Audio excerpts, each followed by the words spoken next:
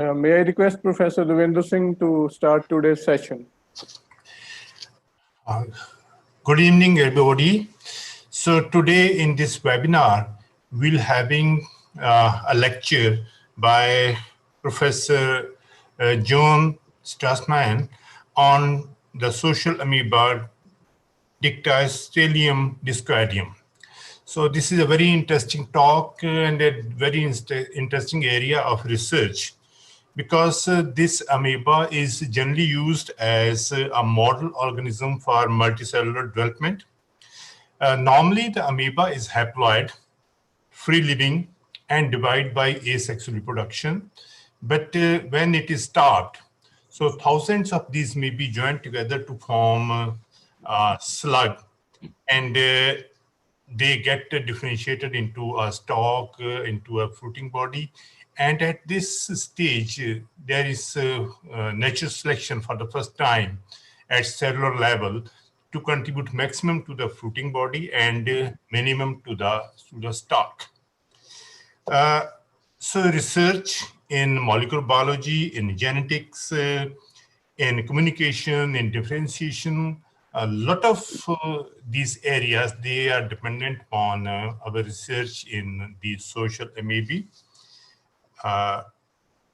You'll find that if you Google the titles with respect to the research in social amoeba, particularly this Dictyostelium discoideum, you'll find a lot of rather romantic titles. You'll find altruism, Cold War in amoeba, social cheating in amoeba, discrimination in amoeba, cooperation in amoeba, balancing act in amoeba, starving for social behavior in amoeba. So many interesting topics you'll come across. So today we have an authority on this topic who will be delivering this webinar. And besides this webinar, whatever our students learn out of it, we'll discuss it. But I'll recommend everybody to go through a very interesting paper by Joan Strassma on social amoeba, which she published way back in 2000, Altruism and Social Cheating in the Social Amoeba Dictyostelium discoideum, and it was published in Nature. It's a dream for every scientist to publish in Nature. So she published it in 2020 years back. So everybody should go through this paper. So before we start this talk, so I'll request Dr. Bharti to introduce the speaker to the audience. Dr. Bharti, please. Yeah, thank you, sir. And I am honored to have the privilege to introduce our guest speaker, Professor Joan E. Strassma. She is an evolutionary biologist and the Charles Rebstock Professor of Biology at the Washington University in St. Louis. She is known for her work on social evolution and mostly how cooperation prospers in the face of evolutionary conflicts. She is a member of National Academy of Sciences. She is a recipient of John Simon Guggenheim Memorial Fellowship. She was elected a Fellow of American Animal Behavior Society, the American Association for the Advancement of Science, and the American Academy of Arts and Sciences. And she also served as president of the Animal Behavior Society, 2012. Joan's work investigates cooperative alliances that have occurred at several important steps in the evolution of life and have proven evolutionarily and ecologically very successful. Studying how these alliances came to be, how conflicts are subsumed into cooperation, what conflicts remain, and how they influence sociality comprise her dominant research interests. So please join me in welcoming Professor Joan Strassma for today's talk. Over to you, Joan. Okay, let's see. I do share screen. Yes, yes.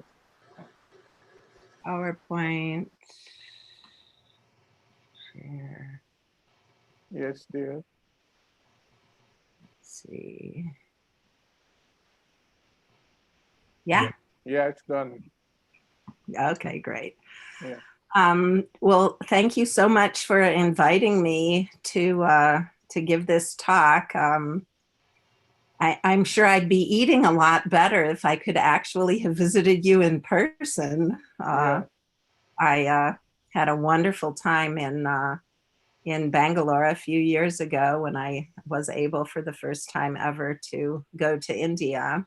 But these days we're not really going anywhere, are we? So I might as well not go to India as not go to the house 2 doors down.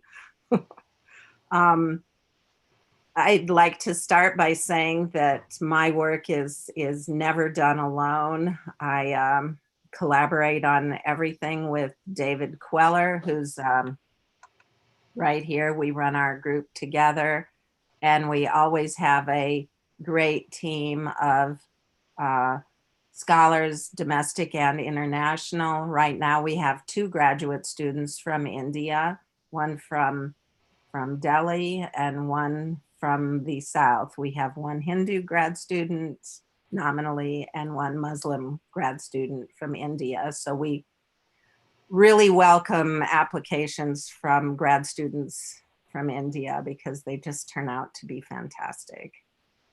So I'll just put that little advertisement in at the beginning. Sometimes it's good to sort of go back to the first principles and think about what exactly is going on when organisms come together. And I like to think of things in as simple a way as possible because that's what makes it clear to me.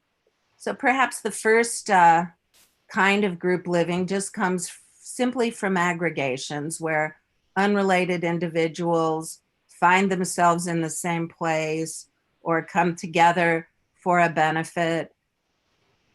They will all, of course, attempt to reproduce. Their interests are not shared in that way. And all of them must benefit, but not necessarily equally. So there's the famous concept of geometry for the selfish herd, that it's better to be in the group center than than on the periphery, but for everybody can benefit from avoiding predation by being with others. This can be either because a predator can find it hard to isolate one individual, or because the safest place to be when there's a predator approaching is to have one other individual between you and the predator. Aggregations can occur at different life stages, and they have very, very complex interaction dynamics, which there's a whole big group led by Ian Cousin in Germany, for example, studying this. And then the other kinds of groups is those where the individuals are related. In the wasps that I used to study, they would be more families, queens and her workers and progeny, or in the microbes that I currently study, pure clones, where they're all entirely related. And in this case, you don't all need to reproduce. You can have altruism through kin selection, for example. And the benefits can accrue very unequally to individuals because they do share genes. So here's just a little schematic of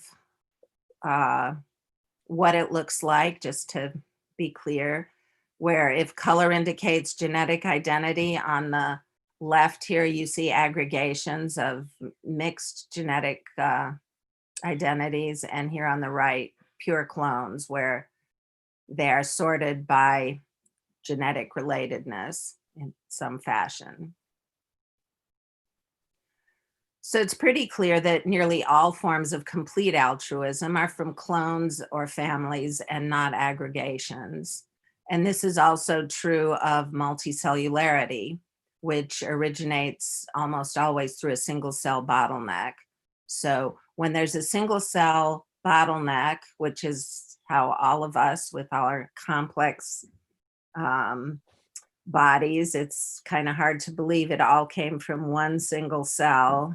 But that gives it a huge advantage because it means that we're clonal, or at least we started out clonal, and what we pass on is a reflection of that.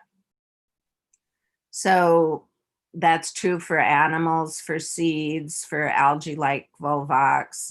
There's things where it's not true, such as plants that have runners or reproduce vegetatively. So here's a clone, they're all the same. So the interests of this cell and that cell should really be the same.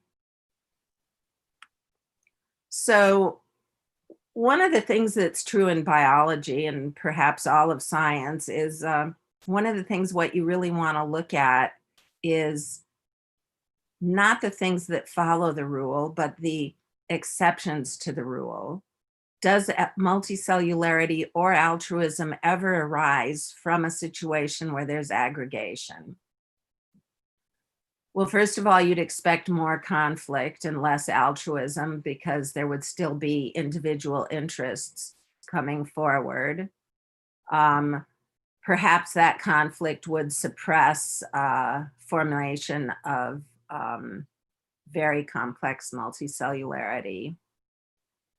And then it also means that we can't ignore the theory related to aggregations and only look at the theory related to families. So it complicates everything, but that's what makes it fun.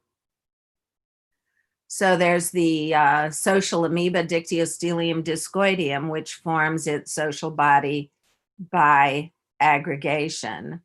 So you can see in this little video from Rick Fertel's lab, this is showing amoebae moving towards the center in streams as they aggregate. They do this after they've starved, run out of bacteria to eat. And these social amoebae, Dictyostelium, are in the kingdom Amoebazoa. It's sister to animals plus fungi, which are called the epistoconts. They're not fungi.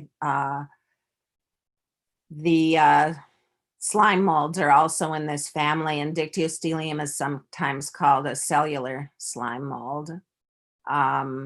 This whole group of really fascinating organisms had a common ancestor that goes back 500,000 years. So you can find Dictyostelium everywhere in the soil, and I know it's also been very well studied in India. There's at least 200 species.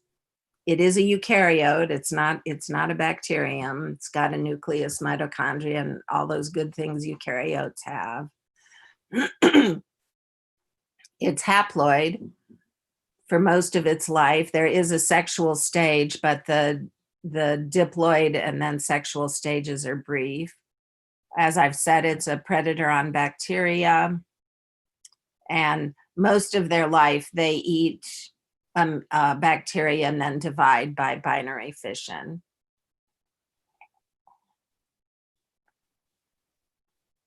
The social stage, which is shown here, is a non-feeding motile slug made up of tens or hundreds of thousands of cells, and then ultimately it forms a fruiting body. So here's just a little schematic.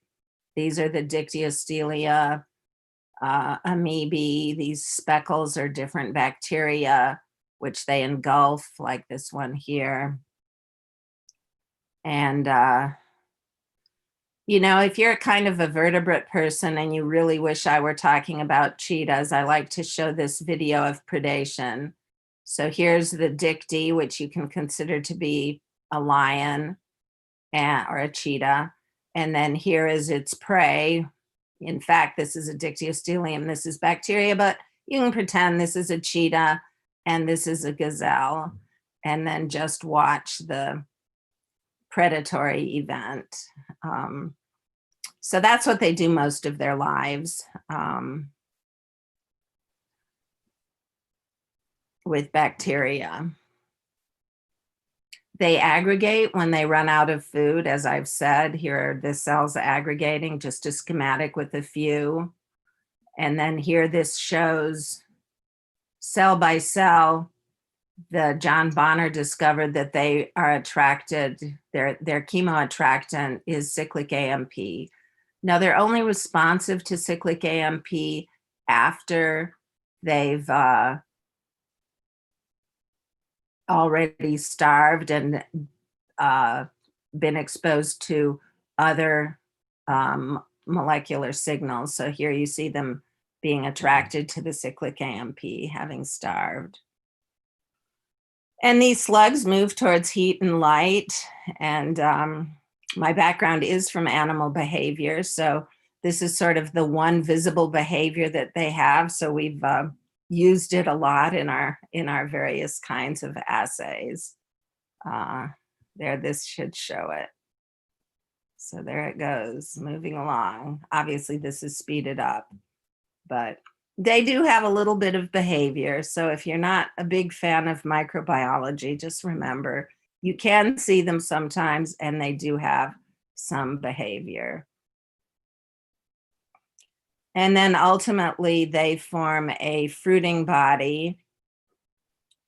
And this is the process that really attracted us to this as a study organism, because about 20% of the cells die to make a stalk, which supports the remaining 80 or so percent and puts them in a spot better to be dispersed.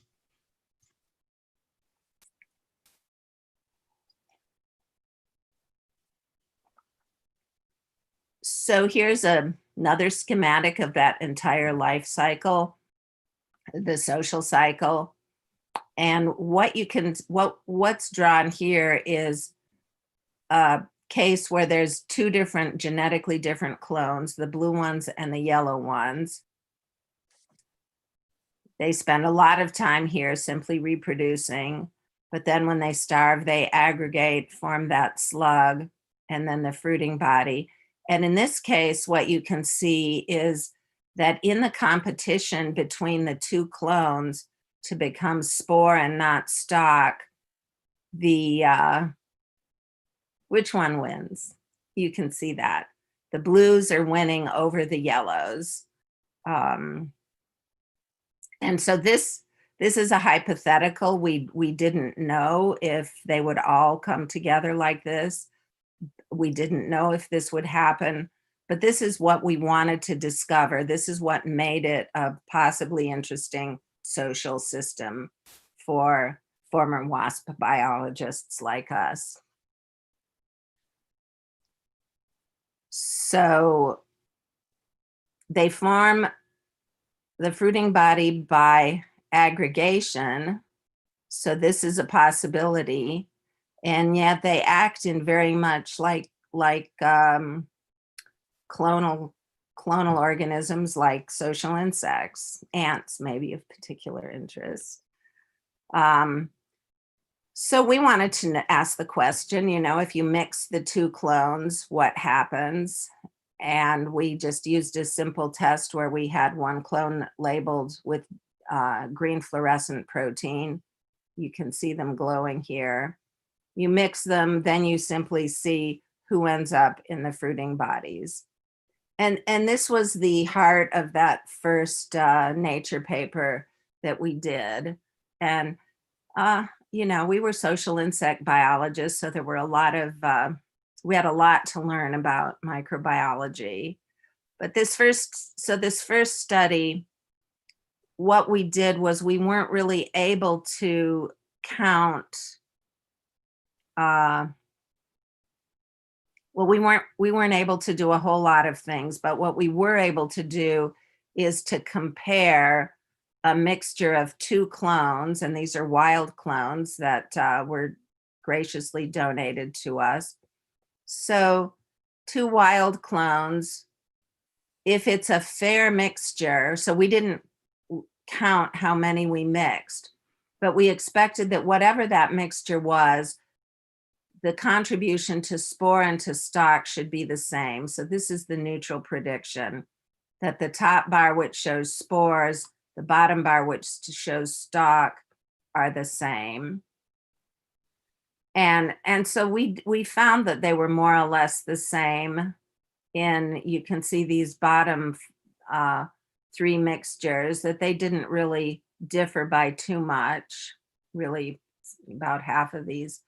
But then if you look at this mixture, this is North Carolina 60.1 and North Carolina 60.2, two clones found by John Eisenberg in the same shovel of soil at Little Butts Gap in North Carolina. And you can see that 60.1 contributed about half to spores, but almost nothing to stock. So this is what we would call cheating on the basic prediction. By the way, these clones are all freely available to any researcher that wants to use them. There's a marvelous organization out of Northwestern University in Chicago called dictybase.org, and there's a stock center, and there's lots of genomes and stuff. Anyway, they're super helpful. It's just, as scientists go, it's a really fun community to be in. Maybe because our medical relevance is not so great, but it's there. But anyway, if you're looking for a great system, this really is one. Not only for the organism, but for the people that study it. So then we ask the question of what determines which clones end up in spore or stock. By the way, I'm really a believer in open science, and we have all of our images are also free for the taking, and you can get them on our download from our website. We've got an open copyright on them. And we do that with all of our figures. Before we publish them in a journal, we upload them to Wikimedia, so that no journal can take the copyright of figures that we generated. It's very satisfying. So you can then ask which cells end up in that stock and what would cause it. And long story short is we found that it's the weaker cells that end up in stock. So there is a competition, and you can look at strength, at weapons, at barriers, at timing, information, numbers. It's really a lot of the same things that go on in other organisms.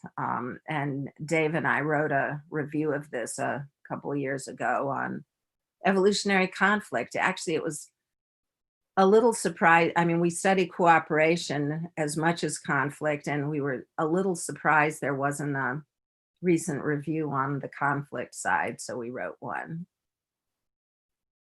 Okay, so here's a experiment we did a few years ago where we simply competed cells that were grown without glucose or at a low pH to see if they would get less into stock because they were challenged, and we found out that in fact was the case. So this was the control, and then these are the competed 50-50. They got less into stock.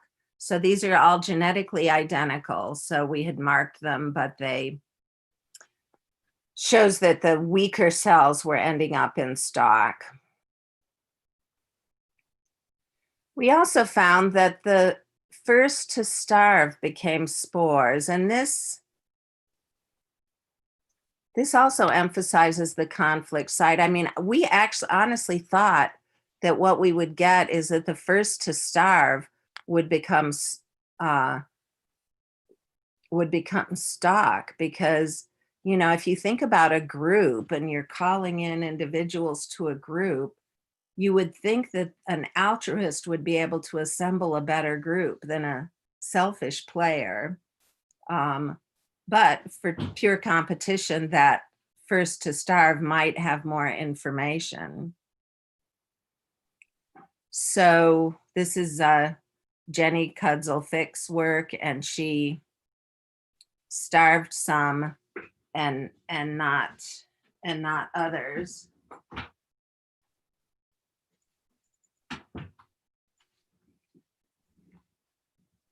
My dog would just scratch at the door if I didn't let him in. So here he is. So the random prediction was that they would contribute equally. If the first to starve became stock, it would look like this, where the control, the first to starve would be less likely. And then if they became spores, it would look like this. So what we actually found was that the first to starve were overrepresented in spores. And, you know, this is a fairly standard kind of evolutionary biology study where we have two populations of cells. We label them, we starve one set and not the other, we mix them, and then we see where they ended up. So fine, robust, but one thing that was extra satisfying from this was we then found a group that had used a single cell that could initiate aggregation and then mixed it with a bunch of cells that had that genetic capability removed. And they found that this single cell did also end up in spore. So this ties what we found to an actual mechanistic process. And so that was really satisfying.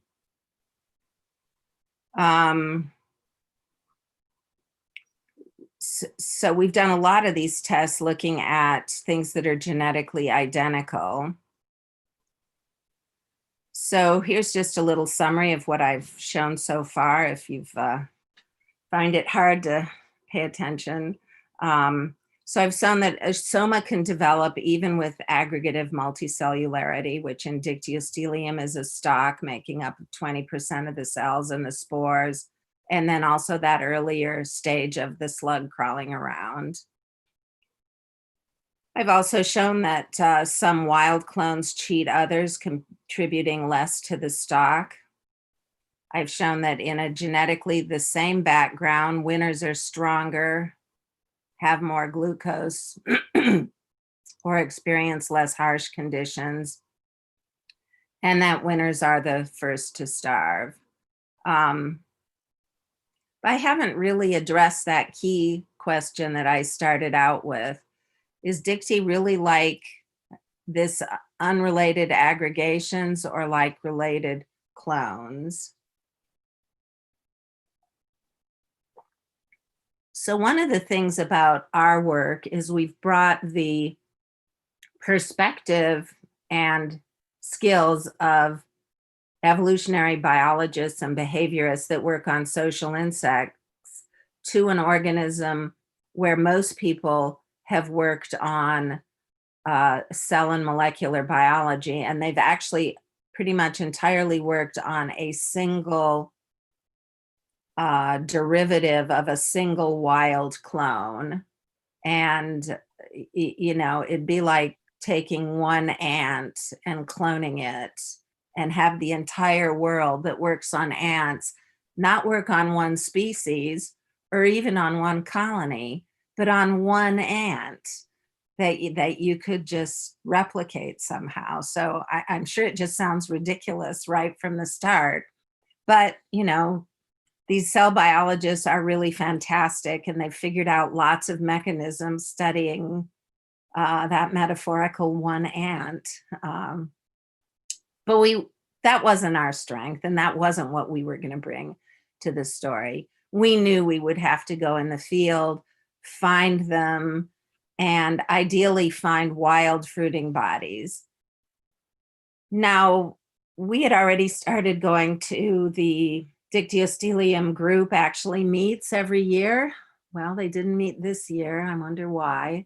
But generally they meet every year and they're friendly and helpful. But they all told us we weren't going to be able to find these wild clones. We thought we could. And so this is actually my husband, Dave Queller.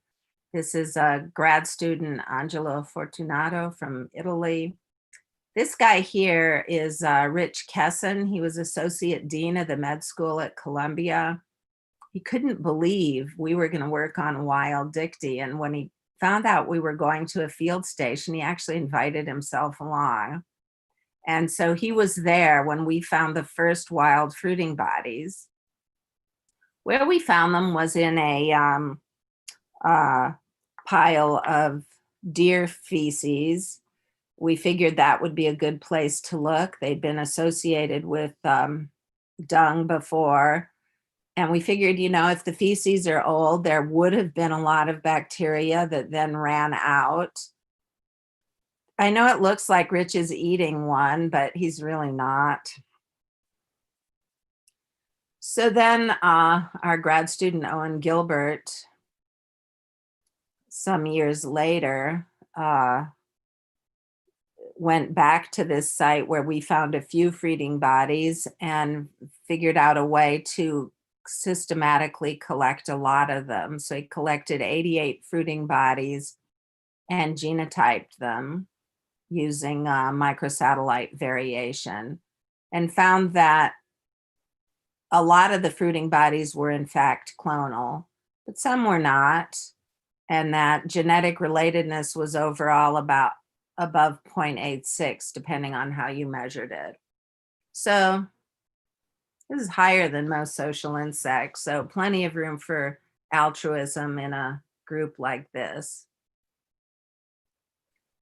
So they're most, but not entirely clonal.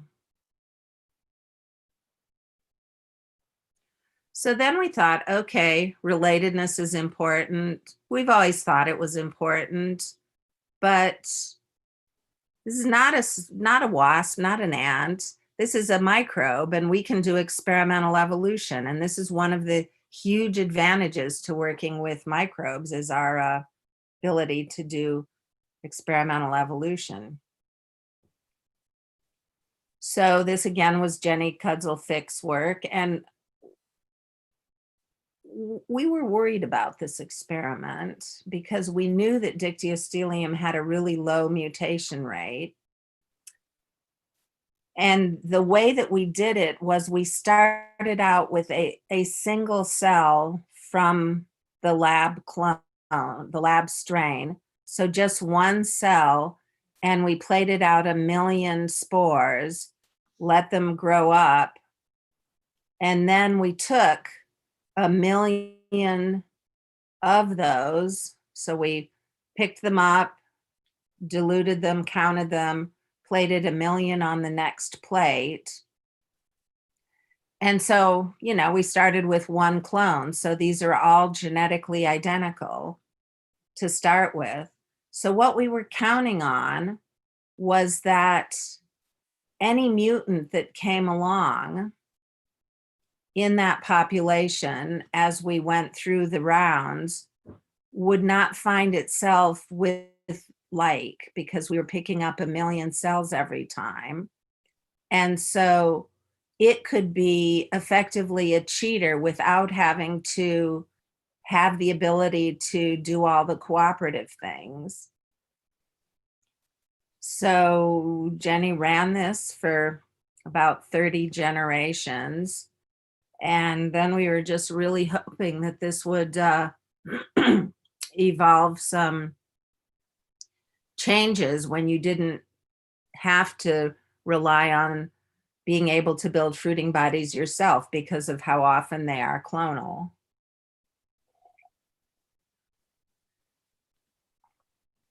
So she had 24 replicates. And here, you don't have to pay attention to the details of this figure, but the numbers in red along here show a significant decrease in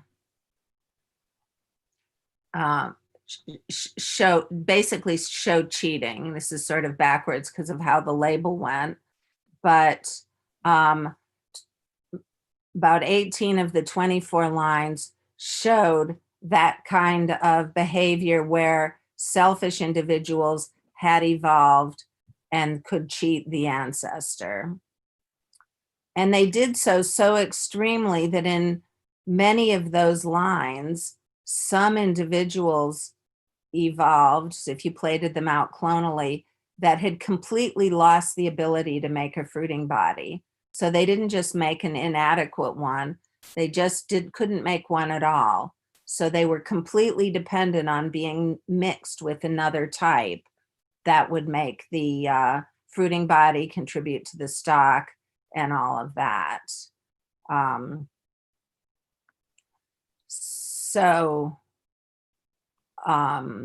Let's see, I'll just say this now. So one of the things we're doing right now is we've taken all of these clones and we've sequenced them.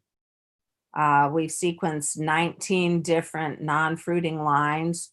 We've sequenced all 24 evolved populations and of course the ancestor. And we're trying to figure out exactly what genes changed. This is actually proven to be kind of a horrendously difficult task. It's really hard. Our postdoc has been at it for more than a year. Dictyostelium has a very AT-rich genome, which makes it really hard to figure out what the good single nucleotide polymorphisms are, but we're working on it. So in some lines, like this one, there were so many of these cheaters in the population that couldn't make their fruiting bodies at all that they started to actually crash the whole population and would presumably go extinct. So that was cool. We were able to use in that paper phrases like necessary and sufficient when it came to high relatedness. Nature likes us better than science, but I like science better than nature as a flagship publication because science is a nonprofit, society-based publication, and nature is not. But so then our next question was, could we find any of these non-fruiting cheaters in nature? We were a little skeptical as to whether we could because we know that relatedness is high in natural fruiting bodies. And so this is another thing Owen Gilbert looked for, and he looked at 3,316 clonal isolates from 95 wild collected fruiting bodies. And every single one of those isolates showed the ability to fruit on their own. So in fact, the non-fruiters we'd created in the lab were not something that could also be found in the wild. So then we asked, okay, there's high relatedness. Don't you love the way science, you do one thing, you think it's like, what else will I ever do? But then any one result ends up in some new questions. So it turns out you're not done after all. So we thought, okay, there's high relatedness in the fruiting bodies. How is it maintained? Now, it could simply be structure in the environment. It could simply be that a spore lands in a spot by itself, proliferates, and then reaggregates. And that has sort of been our favored hypothesis.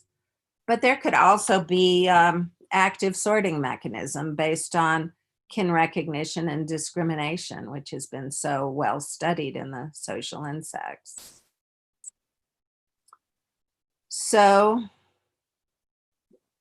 to answer that, we collected tiny samples in the soil of about 1/5 a gram each. We collected paired samples on a 25-meter transect, trying to think in the scale of an amoeba. And what we found is, so here's sample 1A, 2A, 2B. If there was a sample with nothing, we left it out. So you can see in this first sample, the blue is clones. So there were 2 genetically different clones. And on the plate were 4 actual isolates. And then if you look on across, even in these 1/5 of a gram samples, there were often more than one genetically different clone. So we thought, okay, they're probably running into non-relatives, but that is still a fairly large scale, even though it seems tiny to us. So then Owen Gilbert also he's really done some great science. He's now at University of Texas working on some big theoretical questions. So Owen took clones from the same or adjacent soil samples, cultured them on soil. So he used little beakers and he put some agar at the bottom to maintain humidity and then some soil on top, and then added mixed clones and bacteria, and then genotyped 1,047 fruiting bodies to see if they were mixing or not. And so what he found was, so he used as the sort of standard condition the straight segregation, just according to how he put them down. And he then asked, what is the increase over that with going through a fruiting bodies? And there was an increase, and it was significant, but it was really small. So we kind of feel like sorting due to recognition in nature is not a very important process as far as we can tell. But there is some, so it has to be based on a mechanism. And one of the advantages of working on a microbe is it's a lot easier to get at mechanisms. And we do it with collaborators. In this case, it was Gady Shulsky and Adam Kuspa. And they said, oh, it's probably a cell adhesion gene. And they actually even guessed what gene it would be. They'd been called lag genes, but they changed their names to tiger genes when they saw how cool they were.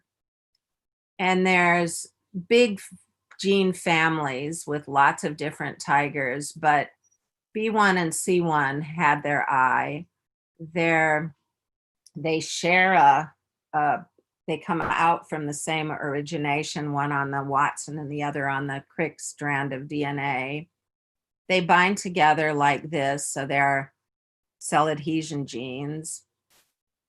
And then so we had been methodically collecting dicty from all over, and so we sequenced about 20 wild isolates to look at these genes, well, for a lot of reasons, but relevant here, we looked at these particular genes and found that in the genome, the tigers are among the very most variable genes of all. And this is what you would predict for a gene that was used in recognition. Little puzzling because, you know, they don't have much recognition, just a little bit. But then we thought, okay, we can mix them. All right, so this is the coolest video ever. Well, except for all animal behavior videos, but as cell biology goes, this is going to be a cool video.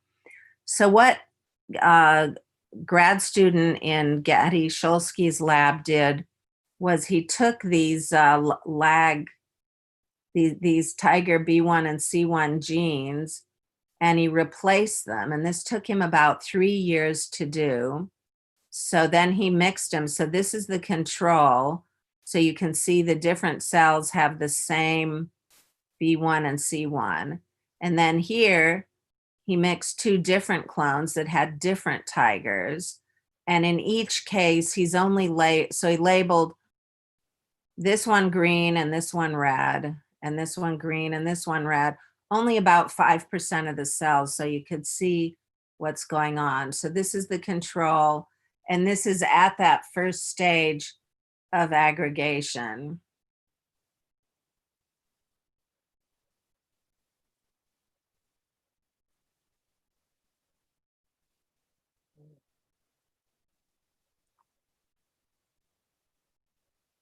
So you can clearly see that they're sorting at this stage, right? They're sorting way more than that 0.049 you might predict.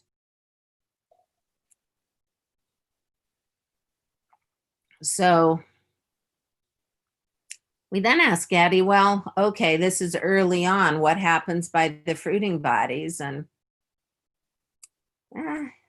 he was a little vague at first, but then ultimately he admitted that the fruiting bodies weren't nearly that well sorted. Well, we all, of course, already knew that. So then we're wondering how we reconcile these. So here's another video. This is from Owen. And this is two genetically different clones, one labeled with GFP, one not, mixed 50-50. So this is a little later in the development. So just watch this video.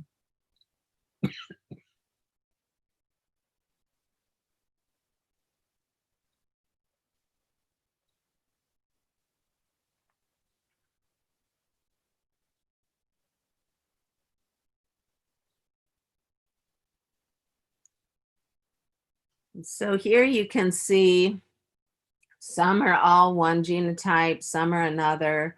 They go by and they pick up additional ones. It'd kind of be like, you know, I walk up to you, I shake your hand, and then my arm breaks off at the shoulder and you go off with my arm. And, you know, it's a very much of a mixing.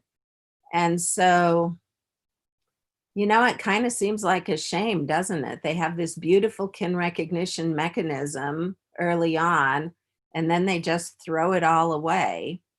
So then we're thinking, well, maybe what that mechanism is for is not sorting.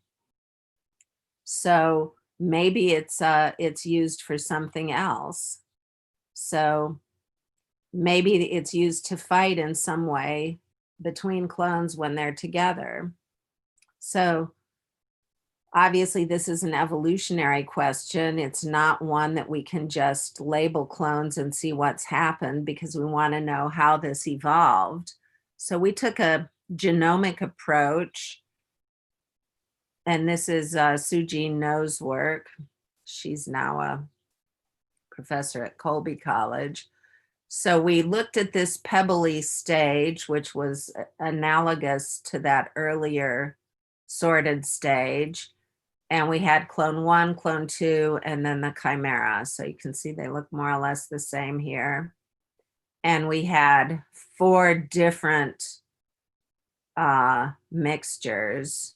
And yeah, this research was probably done about 7 years ago. It was just published 2 years ago, but you know how that goes. Anyway, so then we looked at the genes that were under or overexpressed in chimeras relative to single clones. We used a measure of adaptive evolution that we feel is a really great one and is underused. It's similar to DNDS, but it looks at the 1 minus the population, polymorphism within the population ratio to that between. And under neutrality, alpha should be 0. And with adaptive evolution, only DN increases. So it's really good measure. This is Kitely's work. Anyway, we recommend alpha. And so what we found, this is the overall background of all genes. Here's 0. And in general, what you see in evolution is purifying selection, right? We all work more or less, so any new mutation is likely to much more likely to break us than improve us. And so, but if you then look at the chimera-based genes, they're significantly higher, and then particularly the upregulated ones. So genes that are expressed in chimera tend to be undergoing selection, which is what you would expect in a conflict arena. And so those tiger genes could be functioning to tell the cells, get out your guns, stop marching around on the field. We've got an actual enemy here and we need to behave differently or we'll all end up in the stock. So that was our explanation for it. And it's also kind of a nice validation evolutionarily that the behaviors we're looking at in the lab have some evolutionary significance. So what have we shown? Just another little summary. So we've used a lot of different techniques, and I think that's one of the really fun things about coming from a social insect background, but working on microbes, being okay with going in the field, okay with lab stuff, and then genomics also. But I would say that more than anything, we thought, we've been working on these now for more than 20 years, almost as long as on social wasp, but we never really became good cell biologists. It just didn't happen. But we are very good at collaborating with some fabulous people. Experimental evolution is just a wonderful tool, using the genomics, but then basing everything in what I would call our roots, which is field work on natural clones. So here again is the first part of the summary I gave halfway through, that soma can develop even with aggregative multicellularity, that some wild clones cheat, winners are stronger. They're also the first to starve. And then in the second half, I showed that relatedness in wild fruiting bodies is high, and that if you experimentally lower it with experimental evolution, the ability to form fruiting bodies, stalks, and spores is lost. That high relatedness is mostly achieved because clone mates co-occur, although there are also genetic sorting mechanisms. We've also shown that genes expressed in chimeras evolve rapidly. So it's really been a lot of fun to work on these organisms. We've got other angles we've discovered along the way. One that I didn't talk about that's occupying much of our lab right now is we've discovered also a farming symbiosis. But anyway, there's lots of cool stories out there, lots more left to do. So thank you very much for inviting me.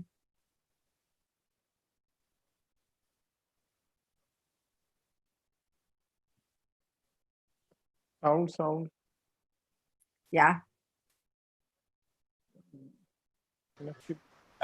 you, Joan, for your very interesting talk. I have received a lot of questions from the students. Rather, the questions started pouring on just when you started your talk.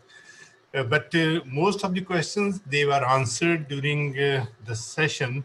Still, there are some which remain maybe unanswered for the students. So can I ask a few of them? Of course. Ask away. One is a very simple one, that these amoeba, the social amoeba, particularly Dictyostelium, what role they play in the ecosystem? What is their ecological role in the soil? So they are very important predators on bacteria, as are a lot of other protists, but they are really important members of the soil ecosystem. Mm-hmm. And one of the students, Upaninder, she is asking, how does chimerism limit multicellularity? So the reason that if chimerism is too extreme, there's an altruistic stage in these in the Dictyostelium, where some die to make the stalk. So if they were genetically different, there'd be no advantage to them. But taken more generally, you know, our bodies work so well. Yeah, I know it's hard to say work well in these days, but they do work very well. And part of that is because they're cooperative. So your liver cells are busy being the best liver that they can be. There's no conflict where they're trying to sneak down and become a reproductive cell and get into the next generation. They're content to leave that to other cells. So with chimerism, you wouldn't have that level of cooperation. So yeah, I think that yeah, for multicellularity, clonality is really important. Then if you look at Dictyostelium, these fruiting bodies are beautiful, but honestly, they've had just as long to evolve as all animals. And you look at all the diversity and form of animals, which are clonal, you know, maybe that's one of the reasons Dictyostelium can't evolve a much more elaborate soma. And Sophia, she's asking why wild clones cheat others, or why they contribute more to the spores as compared to the stock. Why wild clones are more successful in cheating.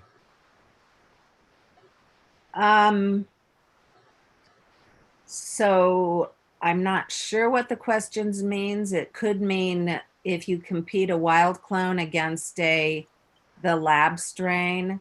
Yeah. Well, so actually, when we first started working on wild clones and we would show them to our colleagues at Baylor College of Medicine, they were just amazed to look at them, because it would be as if, you know, humans are, what are they on average, you know, 1.5 meters or to 2 meters tall. And suddenly you introduced a population where all the people were 4 meters tall. The wild clones are just, they haven't been in the lab losing all their abilities for generations of scientists. The lab clone has been evolved to eat liquid, for example, which wild clones can't do.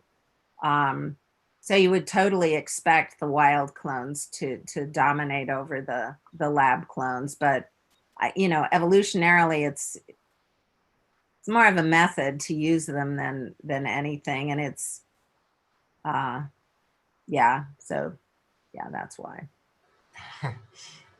Another question that she's raising an idea.